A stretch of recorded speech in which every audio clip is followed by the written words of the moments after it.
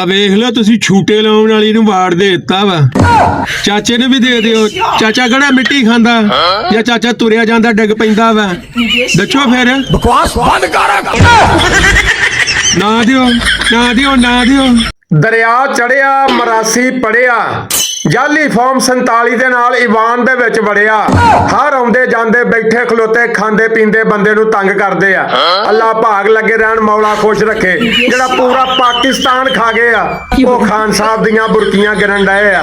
ਉਹ ਸਰਕਾਰ ਉਹਦੀ ਫੈਮਿਲੀ ਨੇ ਪੈਸੇ ਜਮ੍ਹਾਂ ਕਰਾਏ ਆ। ਉਹ ਭਾਵੇਂ ਬੱਕਰਾ ਖਾਵੇ, ਉਹ ਮੁਰਗੀ ਖਾਵੇ, ਉਹ ਫਿਸ਼ ਖਾਵੇ। ਤੁਸੀਂ ਕੌਣ ਜੋ ਰਹਿ ਨਾ ਕਮੀ ਦੇ ਕਮੀ ਹਟ ਖੱਲਾ। ਜੇ ਤੁਸੀਂ ਐਤਕਾਂ ਬਾਊ ਜੀ ਨੂੰ ਵਜ਼ੀਰ ਆਜ਼ਮ ਬਣਾ ਦਿੰਦੇ ਨਾ ਤੇ ਸਾਰੇ ਪਾਕਿਸਤਾਨੀ ਚੰਦ ਦੇ ਉੱਤੇ ਤਰਾਵੀਆਂ ਪੜ ਰਹੇ ਹੋਣੇ ਸੀਗੇ। ਸਿਆਣੇ ਆਂਦੇ ਯਾਰ ਸਲਾਨ ਮਿੱਠਾ ਮਿੱਠਾ ਹੱਪ ਤੇ ਕੜਵਾ ਕੜਵਾ ਖੂ।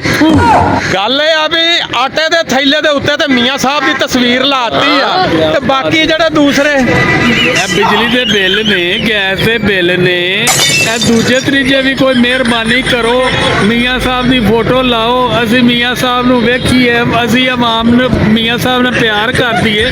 ਬਿਜਲੀ ਦੇ ਬਿੱਲ ਦੇ ਪਿੱਛੇ ਵੀ ਮੀਆਂ ਸਾਹਿਬ ਦੀ ਫੋਟੋ ਦਾ ਅਕਸ ਦਿਓ, ਗੈਸ ਦੇ ਬਿੱਲਾਂ ਦੇ ਦਿਓ। ਪਤਾ ਲੱਗੇ ਮੀਆਂ ਸਾਹਿਬ ਦੀ ਹਕੂਮਤ ਆਈ ਹੈ। ਮੀਆਂ ਸਾਹਿਬ ਆਪ ਖੁਦ ਲੰਡਨੋਂ ਚੱਲ ਕੇ ਆਏ ਨੇ ਪਾਕਿਸਤਾਨ ਵਿੱਚ। ਗੱਲ ਇਹ ਆ ਵੀ ਬੱਬਰ ਸ਼ੇਰੋ ਐਦਾਂ ਨਾ ਕਰੋ, ਤੁਹਾਡੀ ਮਿਹਰਬਾਨੀ ਆ।